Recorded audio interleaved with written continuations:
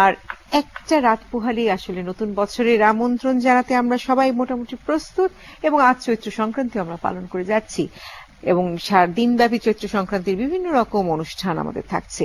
আজকে আমাদের সাথে এই সব বিষয় নিয়ে কেমন আয়োজন হচ্ছে, আগামীকাল আমরা কি ধরনের আয়োজন দেখতে যাব, সবকিছু নিয়ে আজ কথা বলতে চাই। এবং আজকে আমাদের সাথে কথা বলার জন্য আছেন জনপ্রিয় ব্যান্ড দল মাকসুদ ও ঢাকার ভোকাল মাকসুদুল হক, এবং আছেন জালটন Zahir, head of marketing and sales, BRAC service limited. স্বাগত জানাচ্ছি আজকের আয়োজনে, এবং অবশ্যই শুভ সকাল। চৈত্র সংক্রান্তি, বছরের শেষ দিন, বসন্তের শেষ দিন, এবং একই সাথে নতুনকে আহ্বান জানানোর, আগমন জানানোর একরকম আয়োজন, সবকিছু মিলিয়ে আজকের সকালটি কেমন মাকসুদুল হক? আসলে খুবই ভালো। সবাইকে চৈত্র সংক্রান্তির শুভেচ্ছা। তবে একটি তথ্যগত ভুল আছে, আমাদের 6 ঘন্টার ভিতরেই কি আরো কম 12 ঘন্টার ভিতরে, জি, কারণ সন্ধ্যা হতে না হতেই। জি, তো অ্যাকচুয়ালি সংক্রান্তি শেষই হয়ে আসছে, বৈশাখ খুবই দ্বার প্রান্তে। এই যে ডেট গুলো নিয়ে কনফিউশন, এই যে সময়গুলি নিয়ে কনফিউশন, এটাও খুব একটা আনন্দের। কারণ আমি হয়তো সন্ধ্যার পরেই সবাইকে বলবো নববর্ষ, কেন এখনো তো 6 ঘন্টা বাকি, এই একটা আনন্দ। আর আদতে পয়লা বৈশাখের দিনটা আমাদের সংস্কৃতি মানুষ কিন্তু ঘুমায়, করার কিছু নেই। চৈত্র সংক্রান্তির দিনটাই মানে এমন সারা রাত জেগে নাচ গান আনন্দ করে সারাদিনটা ঘুমায়। এবং আরেকটি ট্রেডিশন হারিয়ে গেছে, এটা কোনো একটা জায়গাও একটা শিরোনামও পেলাম না, আপনার মুখেও পেলাম না, যে হাল খাতার বিষয়টা। হাল খাতা লেখার সাথে যে একটা আনন্দ, এবং এটার সাথে যে মূল বিষয়টা কিন্তু মিডিয়া থেকে বা পাবলিক ন্যারেটিভ থেকে হাল খাতা মুছে গেছে। আমি গত 2 বছর আগে একটা অনুষ্ঠান করেছিলাম, হাল খাতা একটা শো করেছিলাম, সেটা খুব ভালো লাগলো, এবং হাল খাতা ওপেন করা হয়েছে। এই ট্রেডিশনটা হারিয়ে গেছে আর কি। তো একটা দুঃখ থেকেই যায়। এখনো কিন্তু অনেক না, বেশিরভাগ ব্যবসায়িক প্রতিষ্ঠানেই হালখাতাটা কিন্তু খুব জরুরি, এবং তারা কিন্তু অনেক আয়োজনের মধ্য দিয়ে হালখাতার উদ্বোধনটি করে থাকে। কাজে সেখান থেকেও কিন্তু আমরা যারা ঠিক সেভাবে হালখাতার বিষয়টি জানিও না, দেখিও না, সেখানে দাওয়াত বা আমন্ত্রণ পত্রের মাধ্যমে যখন আমরা দেখি, তখন কিন্তু সেই বিষয়গুলো চলে আসে। আপনার কাছে যদি একটু আসি, যে এবার আসলে কি আয়োজন নিয়ে আপনারা আসছেন? আপনাকে ধন্যবাদ। বেসিক্যালি আমরা ব্র্যাক সার্ভিস লিমিটেডের পক্ষ থেকে এবারের বৈশাখটাকে একটু অন্যভাবে আমরা যে চিন্তা করছি, সেটা যে ঢাকাতে সবসময় বৈশাখ নিয়ে একটা ডেফিনেটলি যে একটা চমক থাকে, যে আমরা ব্রহ্মনবট মূলেই যাব, এটাই আসলে এক কেন্দ্রিক হয়ে গেছে।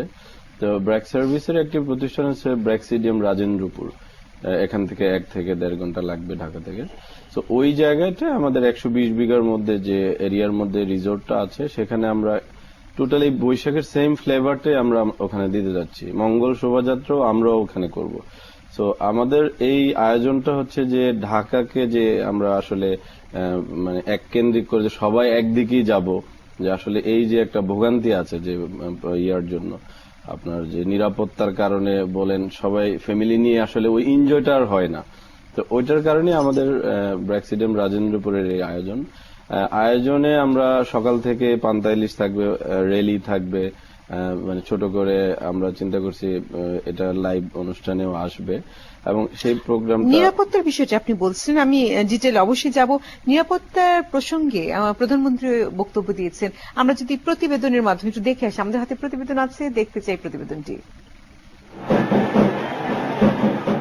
শত শত বছর ধরে এদেশে চলছে নববর্ষ বরণের রীতি। কয়েক যুগ ধরে এর সাথে যোগ হয়েছে মঙ্গল শোভাযাত্রার আয়োজন। সম্প্রতি এই শোভাযাত্রাটি জাতিসংঘের বিশ্ব সাংস্কৃতিক ঐতিহ্যের তালিকায় স্থান করে নেয়। এজন্য সব শিক্ষা প্রতিষ্ঠানে এবার মঙ্গল শোভাযাত্রা করার নির্দেশ দিয়েছে শিক্ষা মন্ত্রণালয়। এবার পহেলা বৈশাখ ও মঙ্গল শোভাযাত্রার বিরুদ্ধে প্রকাশ্যে মাঠে নেমেছে হেফাজত ইসলাম সহ বেশ কয়েকটি ধর্মীয় সংগঠন। শোভাযাত্রা বন্ধেরও হুমকি দেয়া হয়েছে। বুধবার প্রধানমন্ত্রীর কার্যালয়ে এক অনুষ্ঠানে শেখ হাসিনা বলেন, ইরান সহ বিভিন্ন দেশ নববর্ষ বরণের উৎসব করে। বাঙালি ঐতিহ্যের অংশ হিসেবেই পহেলা বৈশাখ ও মঙ্গল শোভাযাত্রা হবে বলে জানান তিনি। আমরা তো বাংলায় মঙ্গলবার বলি, এখন যদি আমরা মঙ্গলবার বলি, তাহলে কি কেউ বলবে যেটা হিন্দু বার হয়ে গেছে? তা তো বলবে না। আর মঙ্গল শোভাযাত্রা করলে সেটা হিন্দুয়ানি হয় কিভাবে, এবং যারা এইসব কথা বলছেন তারা কি বুঝে করছেন সেটা আমি জানি না। যেটা আমি চাচ্ছি যে দেশবাসীর জানা উচিত যে এই মঙ্গল শোভাযাত্রার সাথে এটা কোনো ধর্মীয় কোনো যোগাযোগ নাই। এ নিয়ে জলঘোলা করার চেষ্টাকারীদের বিষয়ে সতর্ক থাকার পরামর্শ দেন শেখ হাসিনা। উলুধ্বনি আমাদের মুসলিম কান্ট্রিতে সব জায়গাতে উলুধ্বনি, অনেক জায়গায় উলুধ্বনি দেওয়া যায়, আমাদের যেটা হিন্দুরা, আর ওখানে আমি দেখেছি সেখানে মুসলমানরা, এমনকি অনেক মুসলিম দেশ আছে ওই কাবা শরীফ তাওয়াফ করার পর খুশিতে তারা উলুধ্বনি দেয়। কাজে এই যে কতগুলি আচার আচরণ, এগুলো আমাদের দেশে আমরা দিই না, আমাদের দেশে দেয় হিন্দুরা, কিন্তু মুসলমানরা দেয় না। এইটার সাথে ধর্মের সাথে একটা মানে তালগোল পাকা একটা অশান্তির সৃষ্টি করার চেষ্টা করে, এদের সকলে সবাই একটু সজাগ থাকা। তিনি পহেলা বৈশাখে ইলিশ না খাওয়ারও পরামর্শ দেন। ইতিমধ্যে আমার পাকের ঘরে বলে দেওয়া হয়েছে কোন ইলিশ মাছের কিছু হবে না, পয়লা বৈশাখে ইলিশ মাছ যেন করা না হয়। এর আগে নরসিংদী জেলা পরিষদের নবনির্বাচিত চেয়ারম্যান আব্দুল মতিন ভুইয়াকে শপথ পাঠ করান প্রধানমন্ত্রী। ওহিদুল ইসলাম, ৭১, ঢাকা। প্রতিবেদনের প্রসঙ্গে কথা বলতে চাই, তবে ফোন চলে এসেছে। হ্যালো। হ্যালো, আসসালামু আলাইকুম। ওয়ালাইকুম আসসালাম। জি, আমি এই খিলগাঁও থেকে শিহাব বলছিলাম। একটু আমি মাকসুদুল হকের সাথে কথা বলতে চাই। অবশ্যই কথা বলবেন, বলুন। স্যার, আসসালামু আলাইকুম। স্যার, ভালো আছেন? জি ভাই, ভালো। স্যার, শিহাব চিনতে পারছেন? সরি স্যার, শিহাব বলছিলাম খিলগাঁও থেকে, চিনতে পারছেন? হ্যাঁ, বলো, কেমন আছো? স্যার, ভালো আছেন? আছি। এই তো স্যার, সামনে তো পয়লা বৈশাখ আসতেছে, এই জন্য আর কি আপনাকে সকালে ঘর থেকে উঠে দেখেই আর কি ওই কথাটাই মানে মাথায় ক্যাচ করলো আর কি। হ্যাঁ, সামনে পয়লা বৈশাখ আসতেছে, স্যারকে তো এখন দেখা যাবে বেশি। তো স্যার, আপনার জন্য অনেক অনেক শুভকামনা। অ্যাটলিস্ট অন্য কোনো কিছুর জন্য হচ্ছে কি, আমরা যারা আসলে আগের জেনারেশনের যারা মাকসুদুল হককে ঠিক মতো চিনি আর কি, হ্যাঁ, অন্য আমরা জানি আর কি, বর্তমান প্রজন্মে অনেকেই জানে না, হয়তো জানে। তো আমরা আশা করে থাকি অ্যাটলিস্ট অন্য সবকিছু বাদ দিয়ে হলেও পয়লা বৈশাখের জন্য অ্যাটলিস্ট বাংলাদেশ যতদিন থাকবে ততদিন মাকসুদুল হকের নাম থাকবে। জি দর্শক, অনেক ধন্যবাদ। আপনার কোন ভক্ত ফোন করেছিলেন এবং উনি এতই আবেগ আপ্লুত হয়ে গেছেন, ভাষা হারিয়ে ফেলছিলেন প্রায়। এবং সবাই আসলে একরকম অপেক্ষায় আছে যে কালকে আপনাকে কিভাবে দেখবে, কি করবে, এবং একই সাথে আয়োজনগুলো কেমন হবে সেটা নিয়ে জালটন জহির আপনিও বলছিলেন। যদি আবারও সে জায়গাতে একটু ফিরে আসি, আপনার আয়োজনগুলোর কথা বলছিলেন যে আপনার শোভাযাত্রার ব্যবস্থাটিও করছেন। শোভাযাত্রার ব্যবস্থা আমরা করছি। আমরা আসলে যেটা হচ্ছে, আমাদের 156টি রুম আছে যে ব্র্যাক স্টেডিয়াম রাজেন্দ্রপুরে, ওখানে অ্যাকোমোডেশনটা যেহেতু আছে, সো আমরা আশা করি যে এখানে প্রায় 300+ পিপল থাকতে পারবে। আবার কালকের জন্য আমরা যেটা ডে লং একটি প্যাকেজ দিয়েছি, যেখানে সকাল থেকে সারাদিন ব্যাপী এই প্রোগ্রামটা এনজয় করতে পারবে। সো ওই প্রোগ্রামটা ডেফিনেটলি 3টা থেকে আমাদের কনসার্ট থাকছে, মাকসুদ ভাই সেখানে পারফর্ম করছে, আরো সালমা করছে, ক্লোজা পর্নের, সব মিলেই যে প্রোগ্রামটা এনজয় করবে, যে বাঙালিয়ানাটা ওখানে থাকছে। তার চেয়ে বেশি যে আমরা আকর্ষণটা থাকবে সেটা হচ্ছে আমরা প্রথম প্রহরটাকে বরণ করে নেওয়ার জন্য আপনাদের কি আছে? যেমন আমরা রমনা বটমূল দিয়ে আসলে প্রথম প্রহরের একটি এই কাজটা আমরা করছি যে র্যালি দিয়ে আমাদের যাত্রাটা শুরু হচ্ছে, তারপরে বাউল গান থাকছে। আমাদের টোটাল এরিয়াটার মধ্যেই আসলে একটা মানে মেলার আবেশ আছে, কারণ হচ্ছে আমরা সেই এখন থেকেই আপনি হয়তো দেখবেন যে আলপনার কাজ চলছে, সে টোটাল রাস্তাগুলি আমরা ওইভাবে সাজিয়েছি। প্রতিটা লবি থেকে শুরু করে মানে আপনি গেলে মনে হবে যে টোটালটাই একটা বৈশাখী আমেজ আছে। সো ওই জায়গার বাহিরে যেটা আছে আমাদের মেলার কিছু যে গ্রামে একদম প্রত্যন্ত অঞ্চলে যে আপনার ছোটবেলায় যে দোকান আছে, মিষ্টি খাবার, মানে একদম গ্রামীণ যে ইয়াগুলি হয়, মেলাগুলি হয়, ওরকম আমাদের বেশ কিছু স্টল থাকছে। বাঙালি খাবারের একটা মানে সমারোহ থাকবে। ইভেন যে বাঁশি বাজান থেকে শুরু করে বান্দরের বিভিন্ন ধরনের আয়োজনটা আমরা ওখানে করছি বেসিক্যালি। মাকসুদ হক, আপনার কাছে যদি আসি, নতুন কি আয়োজন নিয়ে আসছে? নিশ্চয় কোনো চমক আছে, কোন চিন্তা ভাবনার মধ্যে, যদিও আমি জানি এটা আগেই বলে দেওয়াটা খুব। আসলে প্রতি বৈশাখে আমি নিজেকে আবার নতুন করে খুঁজে পাই, কিন্তু মানুষের এক্সপেকটেশন এমন হয়, মানুষে আমার কাছ থেকে অনেক কিছু আশা করে। এই গানটি নিয়েও যদি বলি, কারণ প্রথম গানটা যখন লিখেছিলাম সিরিয়াসলি বললাম, এখন যেগুলো কথা শুনে যে বাংলাদেশ যতদিন বেঁচে থাকবে, মাকসুদুল হক বেঁচে থাকবে, বাঙালির সংস্কৃতির ঐতিহ্যবাহী এটি অংশ হয়ে গেছেন আপনি, ইত্যাদি, এইসব চিন্তা করে কিন্তু গানটা লেখিনি। খুব অন্তরের একটা ভালোবাসা, তো সেই ভালোবাসা আমাদের কমপ্লিটলি ট্র্যাডিশনাল ফোক মোটিভ। আমি বাঙালির সংস্কৃতি বলতে আমি চোখে যা দেখছি সেটাই কিন্তু সংস্কৃতি। যে মোটিভগুলো ছোটবেলা থেকে বড় হয়ে দেখছি, প্রত্যেকটা, একটা পুজো হোক, একটা রিক্সা হাট হোক, একটা মন্দির হোক, একটা মসজিদ হোক, একটা গির্জা হোক, আমার স্কুল হোক, আমার বন্ধু বান্ধব হোক, এই যে একটা মেল্টিং পটের ভিতরে আমি বড় হয়েছি, এটা একটা চিত্র আমি, এবং এটা কিন্তু শব্দ চিত্র, শুধুমাত্র যে আমি যেমন ল্যান্ডস্কেপ বলে আমরা যদি একটা ল্যান্ডস্কেপ মানে মাটির একটা রেখা যদি মনে করি, শব্দ চিত্র তো আরো ব্যাপক, ওটা কিন্তু একটা চিত্র, শব্দ এবং চিত্র আমি সব দেখছি এবং শুনছি। তো এই একটা যে প্রচন্ড আবেগ, এবং সেই আবেগের একটাই শর্ত, সেটা হলো ভালোবাসা, নিজের প্রতি ভালোবাসা, মানুষের প্রতি ভালোবাসা, এবং ধরিত্রী মার উপরে আমি দাঁড়িয়ে আছি, সেই মাকেও বরণ করা। এই বিষয়টা কিন্তু খুব ইমোশনাল হয়ে যাচ্ছে। আমি কিন্তু আসলে এইগুলো যখন চিন্তা করি, ছোটবেলায় এত ছোট বয়সে আমাকে এইভাবে কেন ডাকলো, অথচ কিন্তু আমি গৈত্রভাবে কিন্তু অবাঙালি, আমি এই দেশের জন্ম হয়েছে, কিন্তু বাবা মা কিন্তু এই দেশের না, তারা এসেছিলেন আসাম দেশের। আসাম থেকে ওনারা এই দেশকে ভালোবেসে চলে এসেছিলেন এবং 52-তে আসেন ভাষা আন্দোলনের সময়, আর আমার 7 বছর পর জন্ম। এইগুলো যখন আমি ভাবি, তখন আমার সত্যিই যে এর এত ভাগ্য নিয়ে মানুষ জন্মায় কি করে, এবং সেই ভাগ্য আমার কেন। এবং বিশ্বাস করেন, আমার কিন্তু এখন একটা গান তো দিয়েছি, এখন আমার কি মনে হয় আমি নিজেকে ধরে রাখি, তখন পাগল হয়ে যাব। আমার দেবার এত আছে, কিন্তু নেওয়ার কোনো লোক নেই, আমি অনেক দিতে চাই। তো প্রতিটা বছর একটা কি দেব আমি জানি না, আমি আসলেই কি দেব, ঠিক সেই চরম মুহূর্ত যখন 1000-2 লোক আমাকে দেখছে, সারা বিশ্বের লোক স্যাটেলাইট টেলিভিশন আমাকে দেখছে, তখন যে কি সেই মুহূর্তে কি হয়, আমি বাঁচি না মরি, আমি জানি আমি আছি, আমি বাঙালি, আজকেই আমার দিন, আজকেই আমি এই দিনটা বরণ করব। মজার বিষয় হয়, গত বছর আমার কোনো অনুষ্ঠানই হয়নি, আমি বাসায় ছিলাম। মানে মানুষের এত চাওয়া, আমাকে এ নেবে কে, সে নেবে, এ নেবে কে, সে, এ করতে করতে করতে করতে আমার নিরাপত্তা একটা বিষয় আছে, আমি আবার একটি মরণ লিস্টে আছি, তো আমাকে কিন্তু দুশ্চিন্তা অবশ্যই থাকতেও পারে।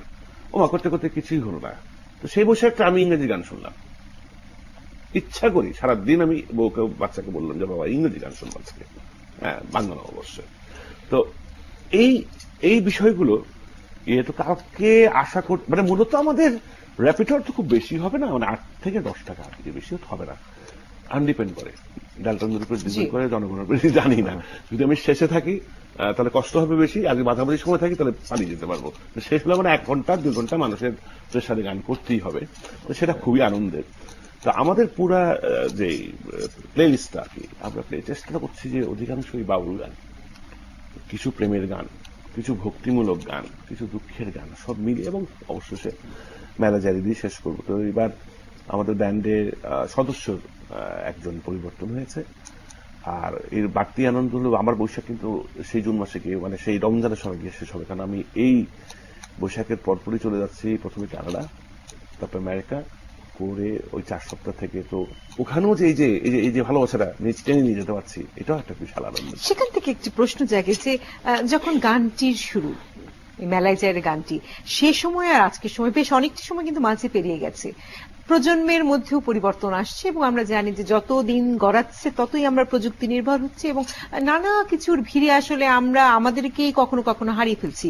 সেখান থেকে আপনার কাছে কি কখনো মনে হয় যে গানটির যে আবেগ, সে সময়ের যে আবেগ নিয়ে আপনি করেছেন, বা যেই ওই প্রজন্ম যখন সেটি গ্রহণ করেছিল, আজকের প্রজন্ম সেভাবেই নিচ্ছে? এই গানটির সাহিত্যের পিছনে কিন্তু একটা খুব ব্যাপক গোপনীয়তা লুকিয়ে আছে। এতদিন কি করে সাহিত্য, 25 বছর হয়ে গেল, এটা কিন্তু একটা 27 বছর এবছর। জি, আমরা যখন 1990-তে এই অ্যালবামটি বের করি, ভুলবেন না সেটা তখনই একটি ডিজিটাল রেকর্ড। আমরা এখানে যা যন্ত্র শুনছেন, এই একটি কণ্ঠ ছাড়া বাঁশি, বেহালা, জাগ, তবলা, নাল, খোল, ঢোল, বেস, গিটার, স্যাক্সোফোন, যাবতীয় তামাম পৃথিবীর যন্ত্রপাতি আমরা একত্র করেছিলাম। এই হত দরিদ্র বাংলাদেশে এত যন্ত্রপাতি সারা বিশ্ব থেকে জোগাড় করে এটি গান করা, এটাও আমার একটা ভাগ্য। অতএব 90 থেকে ডিজিটাইজ ফরম্যাটে মানুষ কিন্তু শুনছে, একটিও যন্ত্র মানুষ বাজেনি। জি, আমাদের যখন 25 বছর পূর্তি হল 2015-তে, তখন অনেকেই অনেক রকম, আমি তো ব্যান্ড এবং এই যান্ত্রিকতার কারণে কিন্তু আমি ব্যান্ড ছেড়েছি, এই যান্ত্রিকতা 10টি বছরে এই যান্ত্রিকতা নিয়ে কাজ করেছি। আমি বললাম না, এটা আমার না, আমি মাটিতে ফিরতে চাই, মাটির লোকের সাথে আমার মিশতে চাই, ধরতে চাই, বুঝতে চাই এ একজন শিল্পী, এ একজন শিল্পী, আমার ভাই, আমার বোন। বিদায় করে দিলাম। তো এখন আমার রেকর্ড করলাম কিছুটা পরিবর্তন, কিন্তু একটা পরিবর্তনকে ধরতে পারেনি আমার কণ্ঠ, সেটা কোনো পরিবর্তনই হয়নি। সেটাও কিন্তু একটা ঈশ্বর আল্লাহর একটা মহান রহমত যে একটা কণ্ঠ দিল।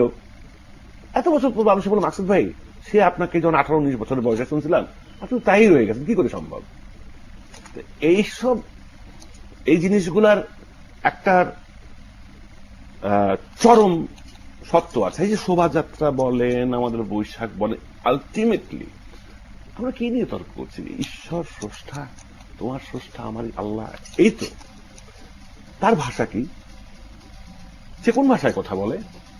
তার ভাষা হলো নীরবতা। এই যে মুহূর্তগুলো আমরা নীরব থাকি, যখন আমরা ঘুমাই, যখন আমরা জেগে আছি কিন্তু নীরব আছি, কনসিয়াসলি আমরা মেডিটেশন করতেছি, আমরা কিন্তু একটি ধ্যানই জানি। আমাদের এই দেশটাই কমপ্লিটলি, আপনি সুন্দর ধ্যান করেন সুন্দর হবে, খারাপ ধ্যান করেন খারাপ হবে, হ্যাঁ, কিন্তু এর ভিতর থেকে আমাদেরকে বেঁচে আসতে হবে, থাকতে হবে, এবং এটাই হলো চিরস্থায়ী। আমরা যত নীরব থাকবো, আমরা যত ঈশ্বর দেখবো, অতই সরে যাবে। জি, এবার যে মঙ্গল শোভাযাত্রা মানে গত 2016 সালের 30শে নভেম্বর কিন্তু আমরা স্বীকৃতিটি পেলাম, যে সাংস্কৃতিক ঐতিহ্যের যে স্বীকৃতি, সেই স্বীকৃতিটি আমাদের মঙ্গল শোভাযাত্রা পেল।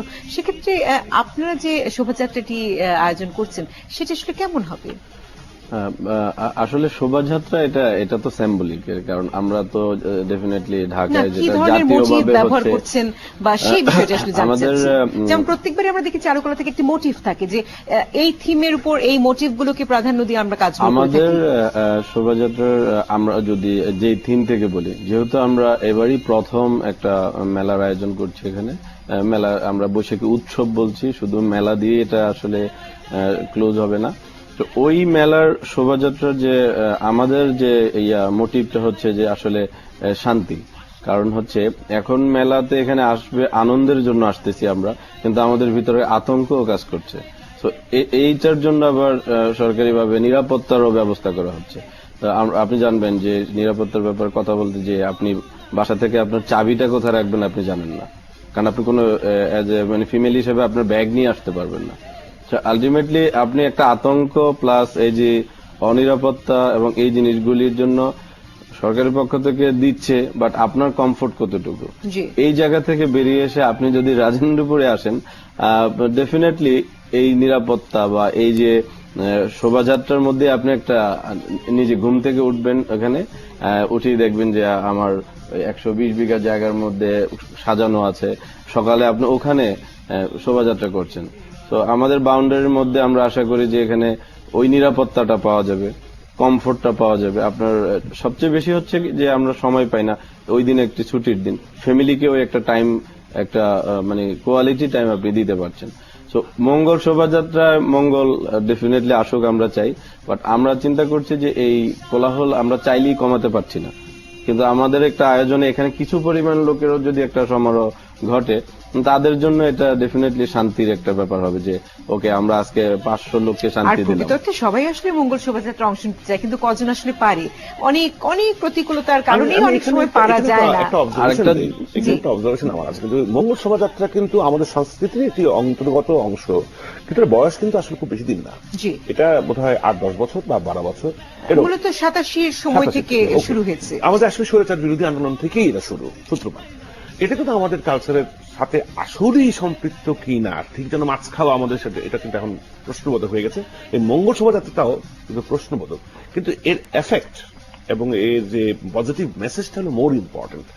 তো আমার মনে হচ্ছে যে দুটো বিষয় লাগে। প্রথমটা হলো ওই প্রভাতকে যে আমরা বরণ করছি, সেটার জন্য একটা বটমূল, এবং ইনশাল্লাহ বাংলাদেশে প্রতি 5 কিলোমিটার একটি বটমূল পাওয়া যাবে। সারা বাংলাদেশ কিন্তু একটা জঙ্গল, এবং প্রতি 5 থেকে 7 কিলোমিটার আপনি একটি গাছ পাবেন, কিন্তু না থাকলে আমাদের খরা হয়ে যাবে, দেশে এমনি পানি নাই। তো ওটা থাকলো এবং ঢাকার থেকে জিনিসটা সরিয়ে এনে বিভিন্ন কায়দায় বিভিন্ন মিডিয়াকে ইনভলভ করে যে আমরা যে টোটাল জিনিসটা চলে যায়, তাহলে এটা আসলে একটা ন্যাশনাল ফেস্টিভ্যাল হবে। আর বিষয়টা হচ্ছে, আমি মনে করি যে টাইমটা হওয়া উচিত এই চৈত্র সংক্রান্তি এবং বৈশাখ শুদ্ধ। এবং আমি কিন্তু চৈত্র সংক্রান্তিকে জাতীয় ছুটি বলে দাবি করা, আমি 2015 থেকেই এই একটা আন্দোলন নিজে 2012 থেকে আমি আন্দোলন করছি এবং আমি অনুষ্ঠান করেছি এবং বিদেশি কোনো লোকের সাহায্য ছাড়াই একটা ব্যাপক কনসার্ট সারাদিন ধরে করেছি। আমরা দাবি করেছি যে না, সংক্রান্তি এবং বৈশাখ 2 দিনের ছুটি হোক। এই 2টা দিন হলে মানুষ তার একটা ঈদের আমেজ পাবে। এবং দেখেন এখন এই যে তথাকথিত ধর্মীয় মৌলবাদ, উগ্রবাদ, সব অসুস্থ লোকজন, এদের হলো এখন আপনি ঠিক আছে পয়লা বৈশাখে আপনি আরেকটা ছুটি বাড়ায় দেন, যেটা কি হয় 15 বা 16 রজব, খুশি, 3 দিনের একটা ঈদের মতো হবে। আর একটা হতে পারে যে মঙ্গল শোভাযাত্রাকে আপনি অবশ্যই ধর্মনিরপেক্ষতার জায়গা বা অসাম্প্রদায়িক জায়গা নিয়ে আলোচনা করতে চাই। একজন ফোন করেছেন, খায়রান জুলুস করতে পারে আমরা শোভাযাত্রার জায়গায়। জি, আমরা ফোনটা নিই। Hello, hello. জি দর্শক বলুন। হ্যালো, আমি আশরাফ বলছি। যারা এই বিরোধিতা করছেন তাদের জন্য, আমরা বাংলাদেশের জন্য যুদ্ধ করেছিলাম, বাংলাদেশ কায়েম করেছিলাম বাঙালিত্ব অর্জনের জন্য। অ্যাজ এ নেশন বাঙালি থাকবে সেটার জন্য, কোন বিশেষ ধর্ম হেফাজত করার জন্য বাংলাদেশ হয়নি। অবশ্যই। জি দর্শক, ধন্যবাদ। বিরতির সময় হয়ে গেল, বিরতি থেকে ফিরে আসছি। দর্শক থাকুন আমাদের সাথে।